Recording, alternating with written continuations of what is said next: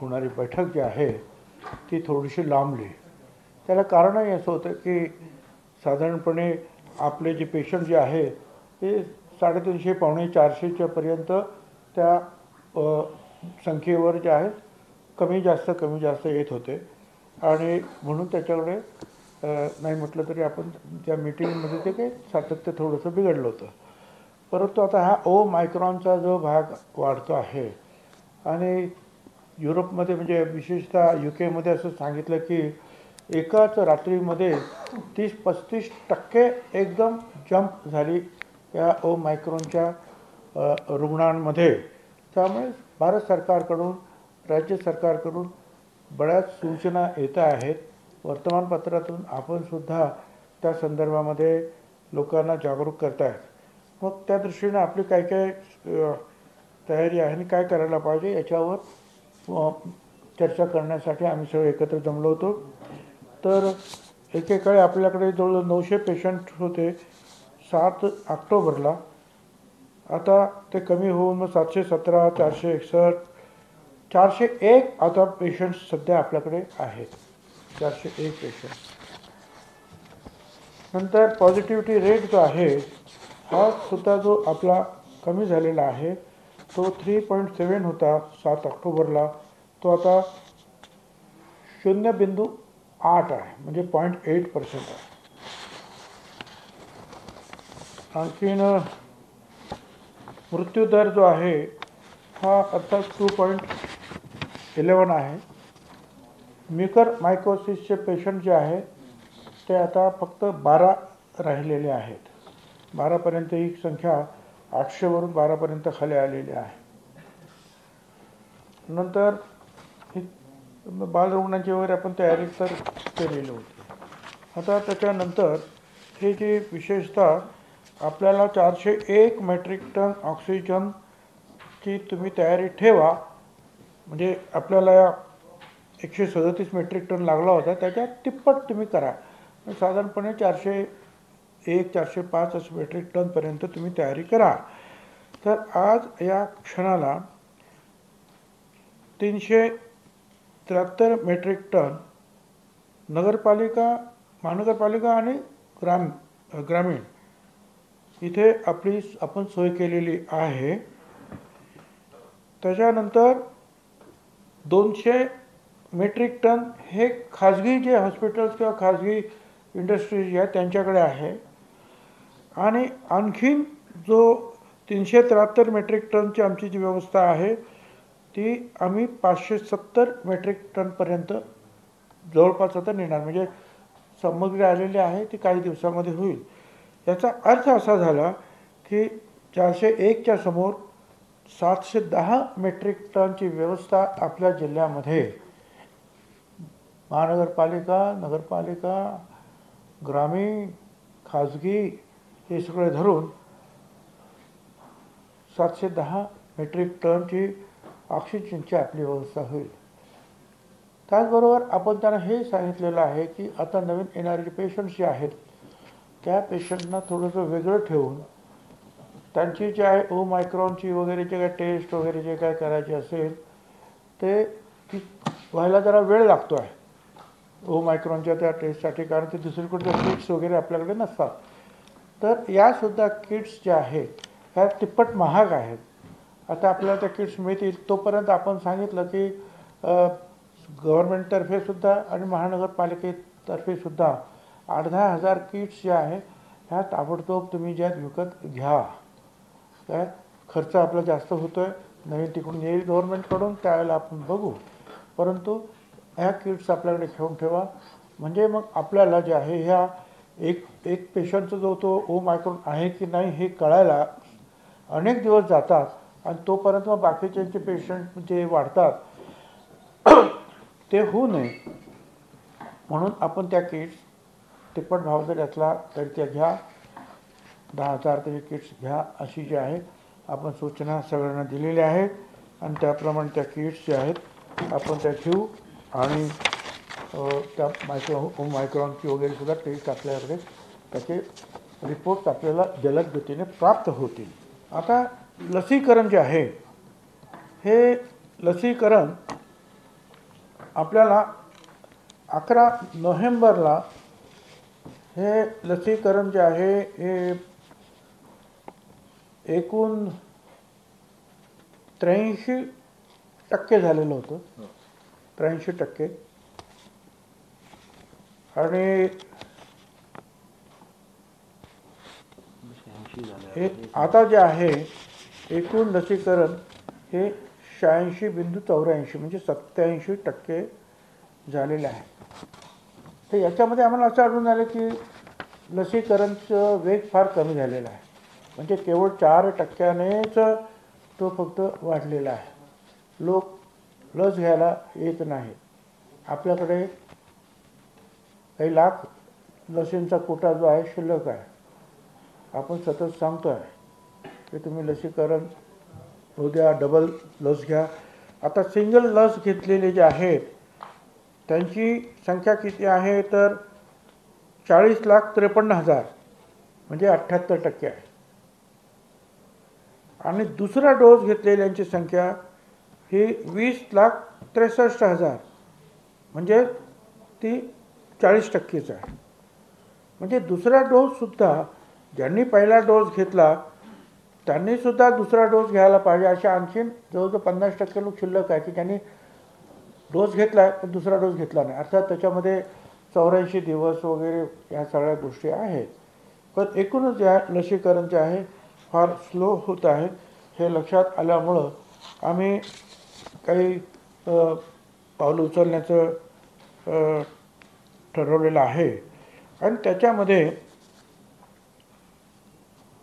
No vaccination no entry हा कार्यक्रम आपण राबवतो आहोत.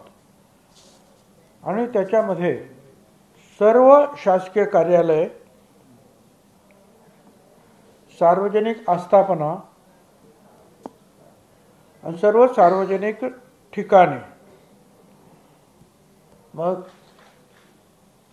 फॅक्टरीज असतील, दुकानदार असतील, मार्केट प्लेसेस असतील, या सगळ्या ठिकाणी या सगळ्या लोकांना आपण सांगणार आहोत की तुम्ही तुमची यंत्रणा उभी करा.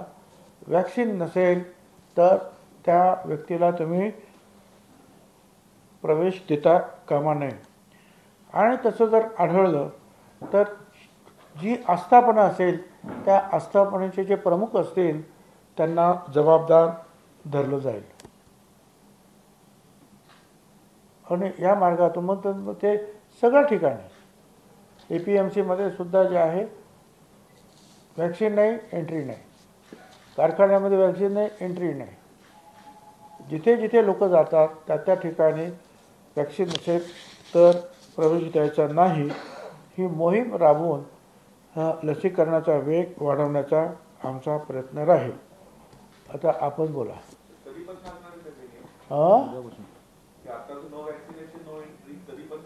एक आठवड्याची वेळ देऊ सर आपण. एक आठवडा थांबू आम्ही. एक आठवड्याची वेळ देऊ. सोमवारपासून आपण करू. तोपर्यंत तुम्ही तुमच्या मदतीने जागृती होईल किंवा असं असं आपण करतोय. पोलीस आयुक्तांनी साधारणतः 15-20 दिवसापूर्वीच हा निर्णय घेतलेला होता. महानगरपालिका आणि अनेक ठिकाणी बोर्ड पण लागले होते, परंतु विदाऊट वॅक्सिनचे लोक जात आहेत, काही कारवाई पण होत नाही. एक तर आहे की फार रस्त्याने फिरणाऱ्या लोकांना आपण तेवढं ते कठीण आहे. परंतु जे आहे जिथे आस्थापना आहे त्या त्या ठिकाणी जरी कंट्रोल केलं त्या आस्थापनाच्या लोकांनी, किंवा तुमच्याकडे वॅक्सिन नाही तुम्ही आतमध्ये यायचं, मग मॉल असू दे, काय असू दे, फॅक्टरी असू दे, फॅक्टरीतलं गिराईक असू दे, मॉल नाही तुम्ही वॅक्सिन नाही तुम्ही यायचं नाही, हे त्यांनी करायला पाहिजे. नाही तर त्यांच्यावर आता आपण ती जबाबदारी फिक्स करणार की तुम्ही चेक करा. तुम्ही उद्योगधंदा करा पण त्याबरोबर हे पण याला पण मदत करा ना. आता हे फक्त सरकारी कर्मचारी सगळे बाकीच्या सगळ्या कामातून काढायचे, आम्ही ह्याच कामावर टाकायचे, तर तुम्हीसुद्धा मदत करा ना. 23 तारखेपासून पुढे सर एक आठवडा. 23 तारखेपासून पुढे एक आठवडा मुदत देऊ आपण. ज्यांनी नाही घेतलेलं ते वॅक्सिन घेतील आज उद्यामध्ये, कारण सगळे आपली केंद्र चालू आहेत, सगळं चालू. 23 तारीखपासून 23 तारखेनंतर परत नवीन वर्ष आणि क्रिसमस वगैरे आहे. मग तुम्हाला दुकानात इकडे तिकडे जे आहे खरेदीला पण त्रास होणार आहे. त्याच्यामुळे आताच काय ते जे आहे वॅक्सिन घेऊन टाका. 31 डिसेंबरच्या पार्ट्यांवर मुंबई महानगरपालिका निर्बंध लावण्याच्या तयारीत आहे. 31 डिसेंबरच्या ज्या आता पार्ट्या होतील म्हणजे 25 डिसेंबर नंतरच्या सेलिब्रेशन न्यू इयरचं, तर या संदर्भात आपण काही उपस्थिती म्हणा किंवा इतर काही निर्बंध घालत आहोत का? नाही, आता ते जे निर्बंध मुंबई किंवा राज्य स्तरावर घेतले जातात ते निर्बंध आपल्याला कुठे कुठे लागू करायचे याचा विचार करून आपण लागू करणार. पण शक्यतो आता हे हॉटेल्स आहेत, त्या हॉटेल्सवर निर्बंध म्हणजे काहीच निर्बंध नसतात. काय डिस्टन्सिंग नाही, तुमचं काय मास्क नाही, आणि मग त्यातले कित्येक लोकांना वॅक्सिन नाही. तर ही सगळी आता आम्ही एकदा समजलं म्हणजे हॉटेल्ससुद्धा जे आहे ते मी मगाशी सांगितलं त्याच्यामध्ये आले ना सगळ्या त्या आस्थापनांमध्ये. त्यांची जबाबदारी आता ती कार्यक्रम जरी तुम्ही घेतले तरी ही जबाबदारी तुमची. त्यांची साहेब, पण असंच होतं की तुमची भावना असते की प्रत्येकाने आपली जबाबदारी ओळखायला पाहिजे, तसं काम करायला पाहिजे, परंतु तसं होत नाही. म्हणजे हॉटेलमध्ये पण मोठ्या प्रमाणात गर्दी असते आणि चेक करणारी यंत्रणा पण तेवढी सक्षम दिसत नाही. असं आहे, मी तुम्हाला मगाशीच सांगितलं, आरोग्य यंत्रणेपेक्षा बाकीच्या सगळ्या यंत्रणा या कामाला आतापर्यंत आपण जुंपलेल्या आहेत. आता लोकांच्या पण अपेक्षा आहे की बाबा आमची कुठे इतर काही शाळेची कामं, रस्त्याची कामं, हे कामं, ते कामं, हे पण काम अडलेली जे आहे सरकारी कर्मचारी ह्या इतर याच्यामध्ये त्याच्यामध्ये ते आता हळूहळू आपण सगळं सुरुवात केलेली आहे. मग अशा वेळेला जर जनतेनं आणि त्या आस्थापना चालकाने जर मदत सहकार्य केलं नाही तर शेवटी नुकसान कुणाचं होणार आहे. मुख्यमंत्र्यांनी अगोदरच सांगितलेलं आहे काय, मी आणि माझं कुटुंब आमची जबाबदारी आहे. मग ते सगळी जबाबदारी जी आहे त्या कुटुंबाच्या व्यक्तीनं सुद्धा ती पार पाडली पाहिजे. बरं, हे सगळं कोणासाठी आम्हाला आनंद वाटतो म्हणून का काहीच काम नाही असं नाही आहे. तर तुम्हाला काही त्रास होऊ नये जनतेला म्हणून हे आपले प्रयत्न आहेत की ह्या वॅक्सिन्स घ्या. आपण काय सांगतो आहे, वॅक्सिन घ्या एवढंच म्हणतो. कारण एकाला झालं की तो दुसरे तिसरे चौथे हे चालूच राहणार आहे. मग आयुष्यभर कधीच न संपणारी गोष्ट आहे. मग तुम्ही वॅक्सिन घेऊ नका का आणि कोरोना चालत राहील, कारण आपली सगळी यंत्रणा त्याच्यामध्ये आपली गुंतत राहील, सगळा खर्चसुद्धा. त्याच्यामुळे कुठेतरी ज्या याच्यावर कडक पावलं उचलावीच लागतील. आणि मग ठीक आहे, मग त्याच्यानंतर काय कोण कोर्टात जाईल, कोण कुठे जाईल आपल्याला सगळं कल्पना आहे. परंतु दुसरा काय मार्ग आहे आपल्याकडे, कारण लाखो लोक कोट्यावधी लोक आहे या राज्यामध्ये, 12.5 कोटी लोक. त्याच्यासमोर किती आपण प्रत्येकाच्या घरी जाऊन प्रत्येकाला चेक करणं, तरी तो आपला प्रयत्न राहील. सर, विरोधाभास थोडासा असा दिसतोय की छोट्या दुकानदारांवर वगैरे आपण कारवाई करतो, मात्र या 31 डिसेंबरला देशाच्या लोक मोठ्या प्रमाणात येतात. त्यांना सुला वाईन्स असेल, नाहीतर 5 स्टार हॉटेल्स असतील, सर्व सार्वजनिक महानगरपालिका असेल किंवा कलेक्टर ऑफिस असेल किंवा CO, ही त्यांची जबाबदारी आहे त्या लोकांना सावध करायचं किंवा त्यांच्यावर मग परमिशन्स देताना या सगळ्या अटीची पूर्तता जर होत नसेल तर त्या कार्यक्रमावर अर्थातच पोलिसांच्या सहकार्याने मदतीनं आपल्याला निर्बंध टाकावे लागतील. 31च्या कार्यक्रमावर ते 16 वाईन्स असेल कुठेही ज्यांना कोणाला करायचे आहेत त्यांनी या गोष्टीची काळजी घेतलीच पाहिजे.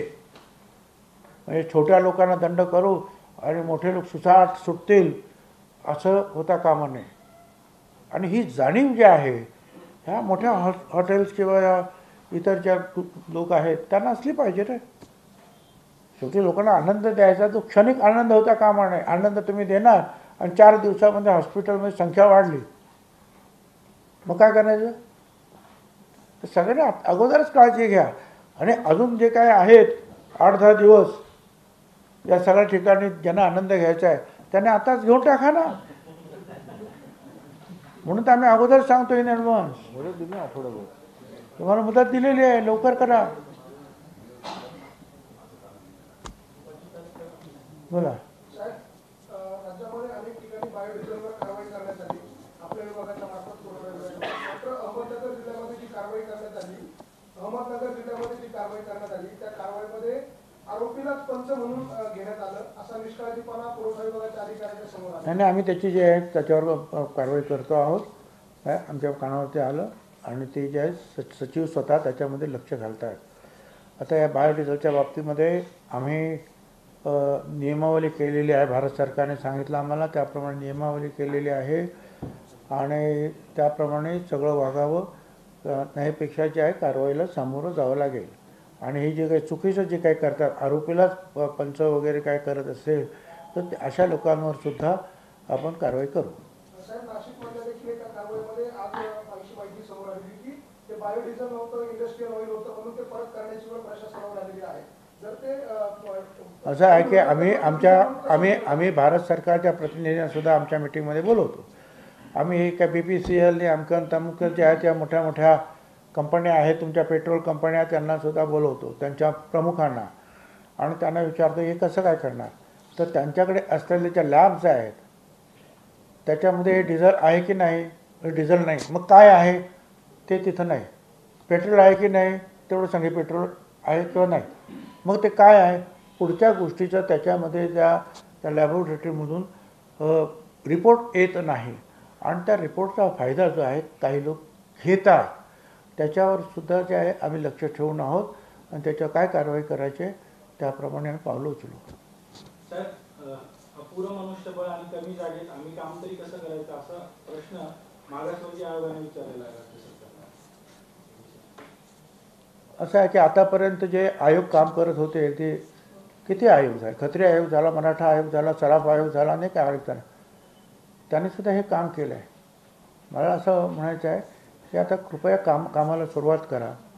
काय हे किती आता ऐकायचं. आता कालसुद्धा आम्ही कॅबिनेटमध्ये ठरवलं की बा त्यांना जे काय पैसे जे आहेत खर्चाला आम्ही दिलेले आहेत त्यांना बाकी जे पैसे जे आहेत येत्या अधिवेशनामध्ये आम्ही ती मागणी मंजूर करतो, ते पैसेसुद्धा त्यांना देऊ.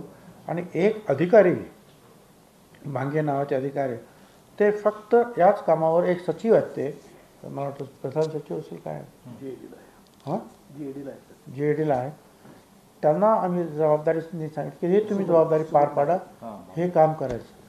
तर आम्ही आमच्या पद्धतीनं पावलं उचलतो आहोत आणि आमची विनंती आहे की त्यांनी सुद्धा त्या पद्धतीने पावलं उचलावी. जागेचा प्रश्न ताबडतोब सुटणं जर कठीण त्या जागेच्या त्याच्यात 1 वर्ष तर त्याच्यातच निघून जाईल आणखी. तर ठीक आहे, तेही प्रश्न सुटतील, पण कामाला अगोदर सुरुवात करायला पाहिजे. कालच्या दिवसभराच्या घडामोडीनंतर मंत्रिमंडळ बैठकीमध्ये निर्णय झाला होता की राज्य निवडणूक आयोगाला आपण विनंती करणार निवडणुका पुढे ढकलायच्या. तसं काही पत्र पाठवलंय का? नाही, आता मी ताबडतोब रात्री ते झाल्यानंतर कॅबिनेटमध्ये उठलो, मीडियासमोर तुमच्यासमोर बोललो, गाडीत बसलो आणि इथे आलो. त्याच्यामुळे आता ती माहिती मी घेतो की ते पत्र गेलं की नाही गेलं किंवा काय केलं ते. आणि तिथे जे आहेत आता जबाबदारी सगळ्यांच्या लक्षात आलेली आहे तर ते काम करतील. त्याच्यानंतर ही परत मी पण विचार दिले की माझ्याला आत्ता माहिती नाही आहे. निवडणूक आयोग आपला जो पत्र आहे तो मान्य करतील असं वाटतं आपल्याला? हे बघा, जर त्याला माझ्याकडे उत्तर नाही आणि अशा हायपोथेटिकल प्रश्न जे आहेत त्याला मी उत्तर देऊ शकणार नाही.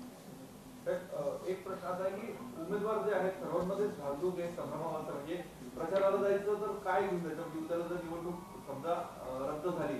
हे सगळे प्रश्न आहेत, पण हे प्रश्न तुमच्या मनात आहे, आमच्या सुद्धा मनामध्ये आहे. पण OBCचं आरक्षण वाचवण्यासाठी जेवढे म्हणून प्रयत्न करायचे असतात तेवढा आम्ही प्रयत्न करतो. आणि ती काळजी आपण पाहतो की आम्ही किती त्याच्यामध्ये जे आहे गुंतलेलो आहोत. तर थोडासा त्रास तर होईल, सगळ्यांसाठी होईल. 54% लोकांसाठी जे तुम्हाला मतदान करणार आहेत त्यांच्यासाठी थोडासा त्रास सहन करावा लागेल. तोपर्यंत इलेक्शन पुढे ढकलणार की त्याच वेळेस? कॅबिनेटने निर्णय घेतलेला आहे, तो त्यांना कळवण्यात येईल. त्याचं पुढे काय होतं ते आपल्याला कळेल. साहेब, विद्यापीठाच्या कुलगुरूबाबत निर्णय झाला का? कुलगुरू आता राज्य सरकार नियुक्त करेल, कारण की नाशिकच्या यशवंतराव चव्हाण मुक्त विद्यापीठामध्ये जे कुलगुरू होते त्यांना मराठी येत नव्हती, तर आता या विद्यापीठामध्ये मराठी कुलगुरू पाहायला मिळेल. त्याचे अनेक काळ म्हणजे कॅबिनेटमध्ये चर्चा झाली, परंतु सर्वसाधारणपणे ती जी काही कमिटी असते त्या कमिटीने ते 5 लोक अगोदर काहीतरी निवडतात. मग त्या 5 लोकांमध्ये शासन जे आहे 2 नावं निवडतील आणि मग ती गव्हर्नरने जे आहे ठराविक दिवसामध्ये त्यात 2 पैकी 1 नाव जे आहे फायनल करावं. अशा प्रकारचं मला असं वाटतं की काल कॅबिनेटमध्ये निर्णय झाला. त्याच्यात आणखीन अनेक भाग आहेत, परंतु या OBCच्या याच्यामध्ये मी बिझी असल्यामुळे पुढे लक्ष दिलं नाही, कारण मला दुसरं पण काम होतं. परंतु साधारणपणे असा भाग आहे की शासनाचा सुद्धा त्याच्यामध्ये सहभाग राहील. नाहीपेक्षा काय होतं की शासनाचा काहीच सहभाग राहत नाही. त्याच्या म्हणजे यापुढे तुम्ही जे म्हणता ते लक्षात घेतलं जाईल. सर, भाजपने आंदोलनाचा इशारा दिला की राज्य सरकार टाळाटाळ करते ओबीसीच्या आरक्षणाप्रश्नी आणि वंचित बहुजन आघाडीने सुद्धा 23 डिसेंबरला आंदोलन पुकारलं.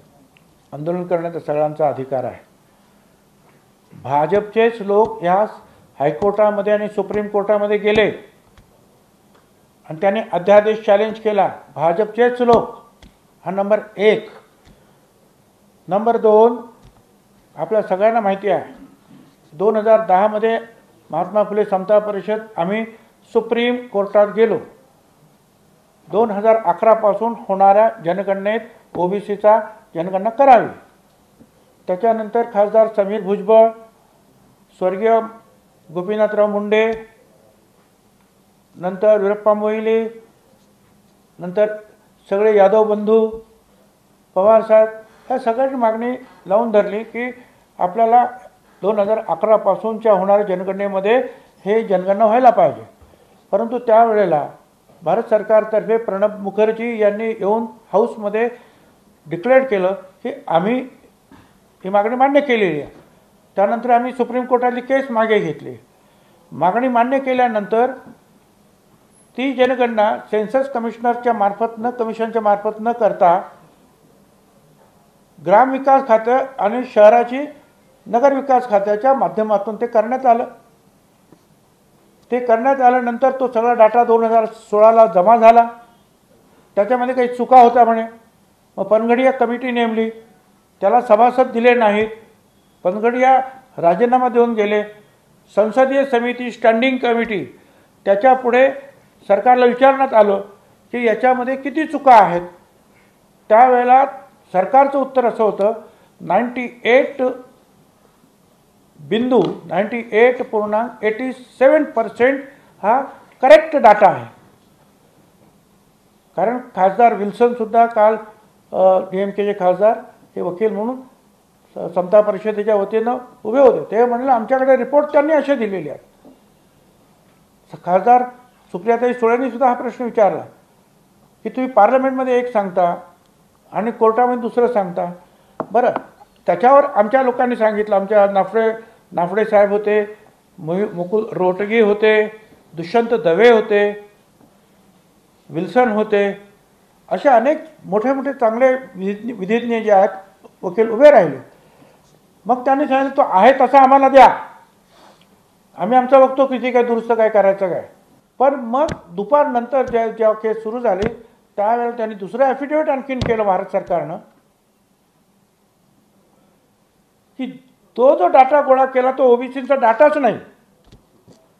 म्हणजे आतापर्यंत ओबीसीचा डाटा आहे पण चुका आहेत, सदोष आहे असं सांगितलं. आता समजा तो ओबीसीचा डाटाच नाही. मग मला तुम्ही सांगा ओबीसीचा डाटा नाही तर माजी मुख्यमंत्री फडणवीस साहेबांनी अध्यादेश काढल्यानंतर नीती आयोगाला पत्र पाठवलं, पंकजाताई मुंडेंनी पत्र पाठवलं सोशल जस्टिस डिपार्टमेंटला की इम्पिरिकल डाटा द्या ओबीसीचा. तो काय म्हणून पाठवला? तो ओबीसीचा डाटा नाही ना. मग यांनी मागितला का तो?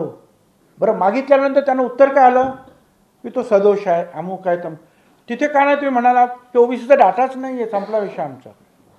नाही, पण काल 2-3 दिवस चाललेल्या चर्चेमध्ये ज्यावेळेला असं लक्षात आलं की हा डाटा देण्याचा प्रश्न आता ऐरणीवर आलेला आहे त्यावेळेला भारत सरकारने आपली बाजू बदलली आणि भारत सरकारने जे आहे अशा प्रकारे जे आहे त्या सगळ्या गोष्टींना फाटा देणारं आणि अगदी विरुद्ध अशा प्रकारचं स्टेटमेंट तिथे केलं की हा ओबीसीचा डाटाच नाही. मग आता मला तुम्ही सांगा की याच्यामध्ये फसवते कोण? कोर्टात तुमचेच लोक जात आहेत, तुमचेच लोक सांगतात की डाटा आहे परंतु सदोष आहे. तुमचेच लोक पार्लमेंटमध्ये सांगतात की डाटा बरोबर आहे, कोर्टात सांगतात आम्हाला सांगतात सदोष आहे. तुमचे फडणवीस साहेब, पंकजाताई मुंडे ओबीसीचा डाटा म्हणून त्यांच्याकडे मागणी करतात, त्याला उत्तर म्हणून तो सदोष आहे म्हणून नाकारतात. आणि आता एकदम शेवटच्या दिवशी कोर्टामध्ये दुसरा ॲफिडेव्हिट ते करतात आणि त्याच्यामध्ये सांगतात ओबीसीचा डाटाच नाही आणि हा प्रश्न संपवतात. याला पूर्णपणे जबाबदार हे भाजपचे लोक आहेत. पण आम्ही आमचे प्रयत्न सोडलेले नाही. आम्ही आमचे प्रयत्न सुरू ठेवणार आणि कुठल्या परिस्थितीमध्ये ओबीसींना न्याय देण्यासाठी दिवस रात्र आम्ही प्रयत्नाची पराकाष्ठा करणार. साहेब 21 मार्चला जो सुप्रीम कोर्टाने निकाल दिला ओबीसीच्या बाबत त्यावेळेला राज्य सरकारला 3 गोष्टींची पूर्तता करण्याच्या सूचना दिल्या होत्या. त्या पूर्ण करण्यासाठी सरकारकडून आता काय प्रयत्न केले जात आहेत शेवटचा? त्याच्यामध्ये आम्ही एक मान्य केलं की 3 गोष्टीमध्ये काय होती. पहिली गोष्ट अशी होती की शेड्यूल कास्ट शेड्यूल ट्राईबना त्यांच्या संख्येच्या प्रमाणात द्या. ते मान्य केलं आम्ही अध्यादेशामध्ये. दुसरं काय होतं की 50% वरती एकूण जाता कामा नये. तेही आम्ही मान्य केलं की काही ठिकाणी ओबीसी कमी होईल तर कमी होईल, ठीक आहे, ते मान्य. तिसरी गोष्ट काय होती, एम्पिरिकल डाटा गोळा करा. त्याच्यामध्ये सुद्धा आम्ही आयोग नेमला.